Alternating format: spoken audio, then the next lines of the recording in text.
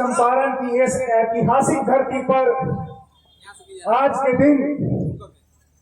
एक वीर योद्धा बिहार का इस धरती पर पढ़ाया है और हम सब उस वीर योद्धा को, किसानों की हकों की लड़ाई लड़ने वाले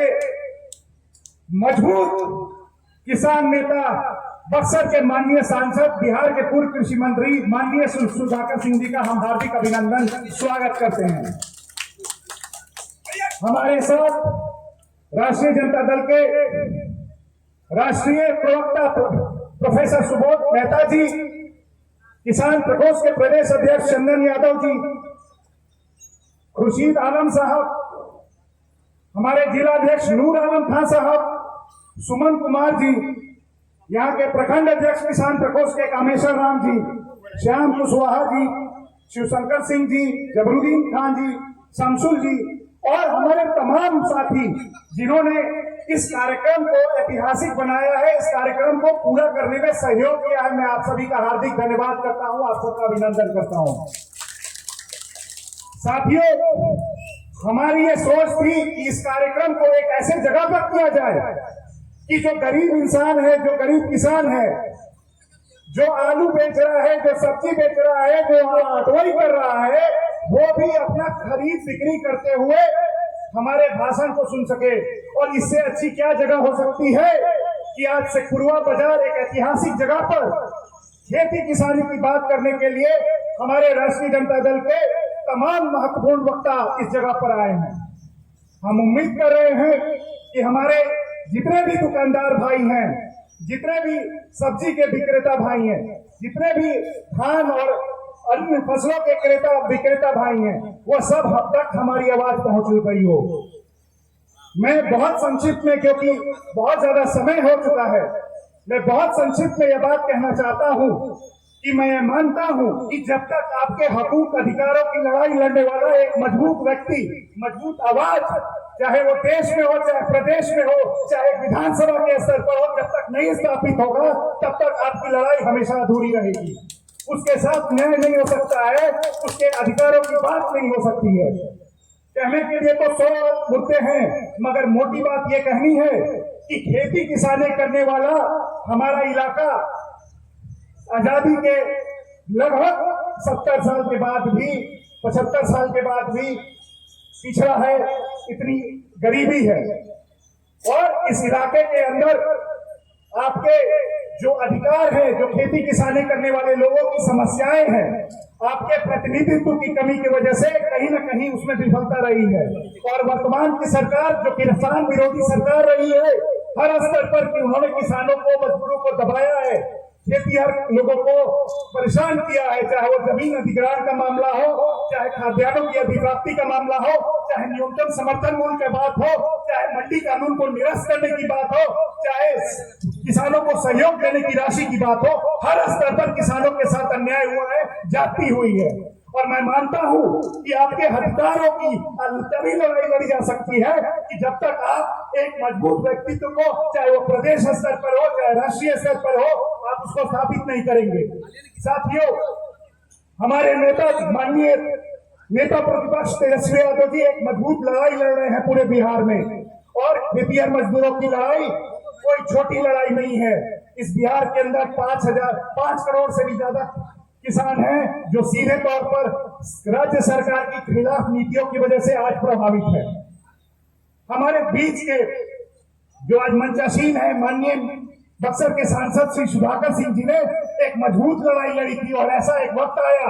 कि जब उन्होंने अपने असूलों और किसानों के अधिकारों से समझौता नहीं किया, उन्होंने राज्य सरकार से कृषि मंत्री के पद पर भी इस्तीफा दे दिया, सिर्फ और सिर्फ आपके अधिकारों की लड़ाई लड़ने के लिए। ये सोचिए कि इस संघर्ष का, इस त्याग का कितना बड़ा असर पड़ा। इस बिहार के अंदर ये जो गंगी बहरी सरकार है, गूंगी बहरी सरकार है, आज भी सुधाकर सिंह जी के एक विमोचन पर आ जाती है। माननीय तेजस्वी यादव जब भी अपने मुद्दों अधिकारों की बात करते हैं, खेतीहर किसानों की, तो तुरंत जो है एक शिकूफा छोड़ा जाता है, जैसे हाल ही में नरेंद्र मोदी जी ने शिकूफा दिया।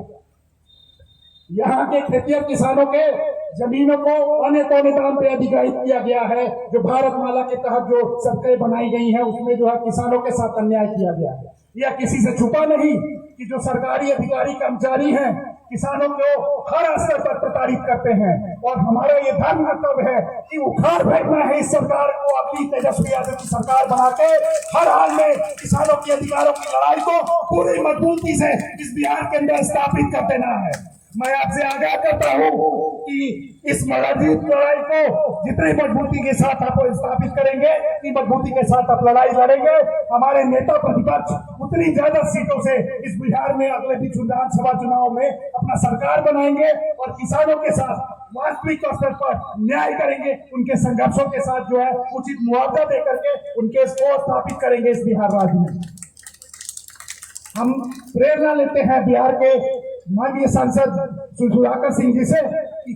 न सिर्फ वो सदन में बल्कि सड़क तक भी आपकी मुद्दों की आवाजों को हमेशा उठाते रहते हैं। मैं उम्मीद करता हूं कि आने वाले समय में आप, हमारे परिवार के लोगों ने यहाँ इस इलाके में बहुत कुछ किया है। ये शेखपुरा बाजार हमारे परिवारों ने 100 साल पहले अंग्रेजी हुकूमत के खिलाफ एक बगावत करते हुए स्थापित किया था, ताकि यहाँ के जो किसान हैं, जो अंग्रेजों को जब नील बेचने के लिए मजबूर किया जाता था, तो शेखपुरा बाजार एक मंच था, एक जगह था, एक मंडी थी, जो यहाँ के किसान नेपाल से आए व्यवसायियों को अपना सामान दे पाते थे, उनके साथ जो है आदान प्रदान ऊन और किरासन तेल के रूप में किया जाता था। वही आजादी के बाद यह एक कृषि मंडी का रूप धारण किया, और इस बात का अफसोस है कि इतने फलते फूलते बाजार को जो आप प्रत्यक्ष रूप से देख रहे हैं, इस तरह के सफल मॉडल को नीतीश कुमार ने सरकार के मुख्यमंत्री बनते हुए खत्म कर दिया, मंडी कानून को निरस्त कर दिया, जिसकी वजह से किसान भाई अपने अनाजों को, अपने धान को, अपने गेहूं को, अपने मक्का को पौने दाम पर बेचने के लिए मजबूर है। मैं उम्मीद करता हूं कि माननीय सांसद श्री सुधाकर सिंह जी के नेतृत्व में बनने वाली जो माननीय तेजस्वी यादव जी मुख्यमंत्री बनेंगे, तो वह पुरजोर से यह सुनिश्चित करेंगे कि बिहार में फिर से कृषि मंडी का कानून लागू हो, न्यूनतम समर्थन मूल्य को बढ़ाया जाए, ताकि जो बिहार का धान है, बिहार का गेहूं है, दूसरे राज्यों में ज्यादा मूल्य पर न बिके, और यहाँ के जो बिचौलिए किसानों को ठग करके 1500-1600 रुपए में जो धान और गेहूं लेके जाते हैं, वो छत्तीसगढ़ में और मध्य प्रदेश के अंदर, तेलंगाना के अंदर ज्यादा लागत पर बेचते हैं। आपको 2000 के बदले 3500 रुपए का न्यूनतम समर्थन मूल्य धान और गेहूं के रूप में कम से कम उपलब्ध कराया जाए। मैं इन्हीं बातों से